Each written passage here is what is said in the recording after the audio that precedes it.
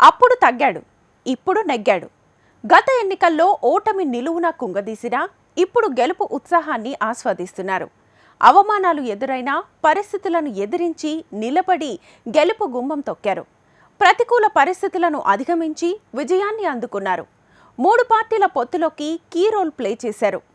సినిమాల్లోనే కాదు, రాజకీయాల్లోనూ power star అనిపించుకున్నారు. ఇంతకీ ఎవరని ఆలోచిస్తున్నారా? Watch this. ఏ వ్యక్తికైనా గెలుపోటములు సహజం. గెలుపు ఉత్సాహాన్నిస్తే ఓటమి మనిషిని నిలువున కుంగదీస్తుంది. అలాంటి వ్యక్తికి 2 చోట్ల నిరుత్సాహమే మిగిలింది. ఆయన అవమానాలను దిగమింగుతూ వెనకడుగు వేయకుండా అలాంటి పరిస్థితుల్ని ఎదిరించి నిలబడ్డవారే గెలుపు గుమ్మం తొక్కగలుగుతారు. ప్రతికూల పరిస్థితుల్ని అధిగమిస్తూ గెలిపే లక్ష్యంగా అడుగులు వేస్తూ విజయాన్ని అందుకున్నారు. ఆయనే జనసేనాని పవర్ స్టార్ పవన్ కళ్యాణ్.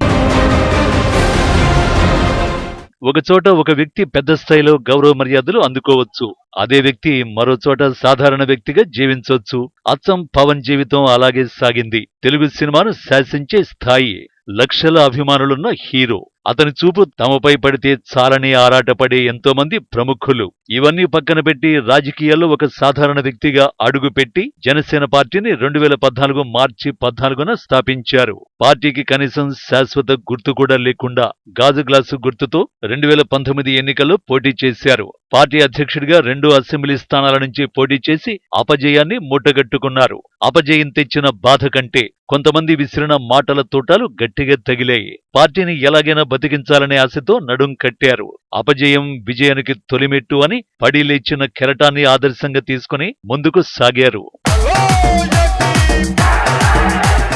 10 ఏళ్ల నిరీక్షణ ఫలితం ఇంత ఆనందాన్నిస్తుందని అందరితో పాటు జనసేన అధినేత పవన్ కళ్యాణ్ కూడా ఊహించి ఉండరు. కేవలం ప్రభుత్వ వ్యతిరేక ఓటు చీలకూడదన్న ఒక్క కారణానికి తాను టీడీపీ బీజేపీతో పొత్తు పెట్టుకున్నానని ఎన్నోసార్లు ఎన్నో వేదికలపై చెప్పడం జరిగింది. అప్పుడు కూడా చాలా మంది పెదవి విరిచారు. 2 చోట్ల పోటీ చేసి ఏం సాధించావని ఎద్దేవా చేశారు. జీవితంలో అసెంబ్లీ గేటు తొక్కలేవని అన్నారు. కొందరైతే ఎట్టి పరిస్థితుల్లోనూ గెలవనివ్వకుండా చేస్తామని సవాలు విసిరారు. వీటన్నింటినీ దీవెనలుగా తీసుకున్న పవన్ భారీ విజయాన్ని సొంతం చేసుకున్నారు. ఎవరు ఊహించని విధంగా 21 అసెంబ్లీ, 2 లోక్సభ స్థానాల్లో జనసేన జెండా రెపరెపలాడించారు. జనసేనను తిరుగులేని ప్రాంతీయ పార్టీగా మార్చి ప్రత్యర్థులకు సవాలు విసిరారు. భవిష్యత్తులో ఆంధ్రలో రాజకీయ పార్టీలకు ప్రధాన ప్రత్యర్థి జనసేన మాత్రమేనని చెప్పకనే చెప్పారు. జనసేన నుంచి విజయం సాధించిన నాయకులు చాలా మంది కొత్త ముఖాలే. కేవలం పవన్ చరిష్మాతో విజయం సాధించారని చెప్పొచ్చు. 2 చోట్ల ఓడిపోయినా తమ పార్టీ నుంచి గెలిచిన ఒక్క ఎమ్మెల్యే కూడా అధికార పార్టీ వైపు తిరిగిపోయి సొంత పార్టీపై విమర్శలు చేస్తున్నా ఎన్ని సంవత్సరాలు వేచి చూసింది ఇలాంటి విజయం కోసమేనని, తాను త్యాగం చేసి 21 టికెట్లతో సరిపెట్టుకుంది తాను సపోర్ట్ చేసిన కూటమి అధికారంలోకి రావడం కోసమే అంటారు పవన్. కూటమితో పొత్తుకు ప్రధాన కారణంగా వైసీపీని గద్దెదించడమే ప్రధాన అజెండాగా అధికార పార్టీ ఆగడాలను ప్రజల్లోకి తీసుకువెళ్లడంలో పవన్ పూర్తి విజయం సాధించారని చెప్పొచ్చు. పిఠాపురం రాజకీయ చరిత్రలో అత్యధిక మెజారిటీతో ఓ రికార్డును క్రియేట్ చేశారు. పిఠాపురం నుంచి పోటీ చేద్దామనే నిర్ణయం తీసుకున్న వెంటనే కొందరు పవన్ నిర్ణయాన్ని వ్యతిరేకించారు. పోయిన చోటే వెతుక్కుందాం, ప్రజలు ఈసారైనా సానుభూతితో గెలిపిస్తారన్న కొందరి వాదనను తోసిపుచ్చి తనకు పిఠాపురం మీద పూర్తి నమ్మకం ఉందని, అక్కడి నుంచి పోటీ చేస్తేనే అసెంబ్లీకి వెళ్లడం పక్కా అని ఎవరు చెప్పినా వినకుండా పిఠాపురాన్ని ఎంచుకున్నారు పవన్. సినిమాల్లో మాత్రమే హీరో, రాజకీయాల్లో జీరో అన్నవారే ఈ విజయాన్ని చూసి పవన్ రాజకీయాల్లో కూడా టాపే అంటున్నారు.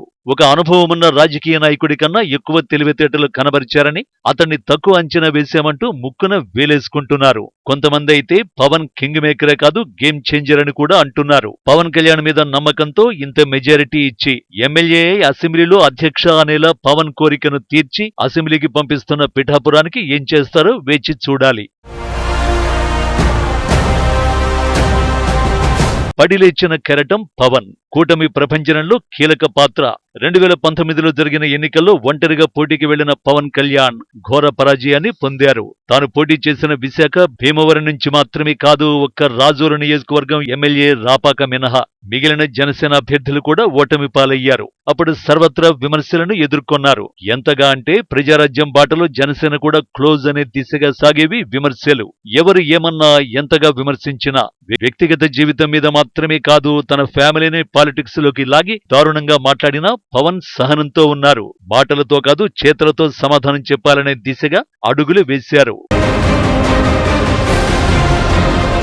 10 ఏళ్ల పవన్ శ్రమకు తగిన ఫలితం ఈ రోజు దక్కింది. కూటమిలో భాగంగా జనసేనకు దక్కిన 21 సీట్లలో గెలుపు సాధించారు. తనపై చేసిన విమర్శలకు ఓపికతో ఈ రోజు తన గెలుపుతో పాటు తన పార్టీ అభ్యర్థుల గెలుపుతో చెప్పకనే చెప్పేశారు పవన్. జగన్ను అధఃపాతాళానికి తొక్కేస్తా, తొక్కకపోతే నా పేరు పవన్ కళ్యాణ్ కాదు, నా పార్టీ జనసేన కాదని చెప్పి మరి ఫ్యాన్ కి పాతరేశారు.